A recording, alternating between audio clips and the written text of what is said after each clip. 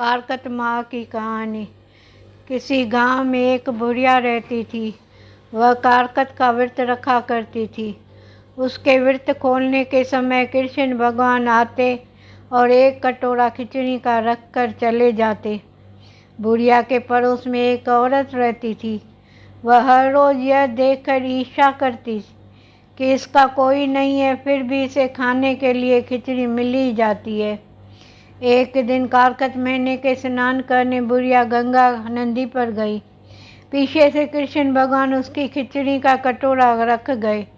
पड़ोसन ने जब खिचड़ी का कटोरा रखा देखा और देखा कि बुढ़िया भी नहीं है, तब वह कटोरा उठाकर घर के पिछवाड़े फेंक आई। कारकत स्नान के बाद बुढ़िया घर आई तो उस खिचड़ी का कटोरा नहीं मिला। वह भूखी ही रह गई। बार बार एक ही बात कहती थी, कहाँ गई मेरी खिचड़ी, कहाँ गया मेरे खिचड़ी का कटोरा। दूसरी ओर पड़ोसन ने जहाँ खिचड़ी गिराई थी वहाँ एक पौधा उगा जिसमें 2 फूल खिले। एक बार राजा उस ओर से निकला तो उसकी नज़र उन दोनों फूलों पर पड़ी।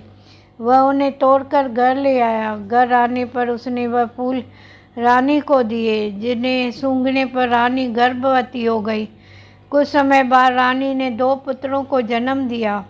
वह जब दोनों बड़े हो गए तब वह किसी से भी बोलते नहीं थे, लेकिन जब वह दोनों शिकार पर जाते तब रास्ते में उन्हें वह बुढ़िया मिलती थी, जो अभी भी यह कहती कि कहाँ गई मेरी खिचड़ी, कहाँ गया मेरा कटोरा। बुढ़िया की बात सुनकर वह दोनों कहते कि हम है तेरी खिचड़ी हैं, हम है तेरा बेला। हर बार जब भी वह शिकार पर जाते तो बुढ़िया यही बात कहती और वह दोनों वही उत्तर देते। एक बार राजा के कानों में यह बात पड़ गई। उसने आश्चर्य हुआ कि दोनों लड़के किसी से भी नहीं बोलते, तब यह बुढ़िया से कैसे बात करते हैं। राजा ने बुढ़िया को राजमहल बुलाया। कहा कि हम तो किसी को भी ये दोनों बात नहीं करते हैं, तुमसे कैसे बोलते हैं। बुढ़िया ने कहा, महाराज मुझे नहीं पता, पर ये कैसे मुझे बोल देते हैं कि मैं तो कारकत का व्रत करती थी और कृष्ण भगवान मुझे खिचड़ी की बेला भरकर दे जाते थे। एक दिन मैं स्नान कर वापस आई तो मुझे वह खिचड़ी नहीं मिली।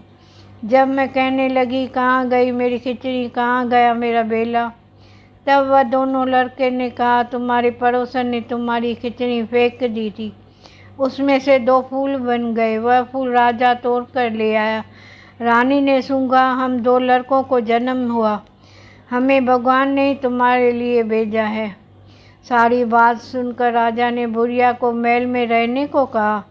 हे कारकत महाराज, जैसे आपने बुढ़िया की बात सुनी वैसे ही आप व्रत करने वालों की भी सुनना। जय श्री कृष्ण।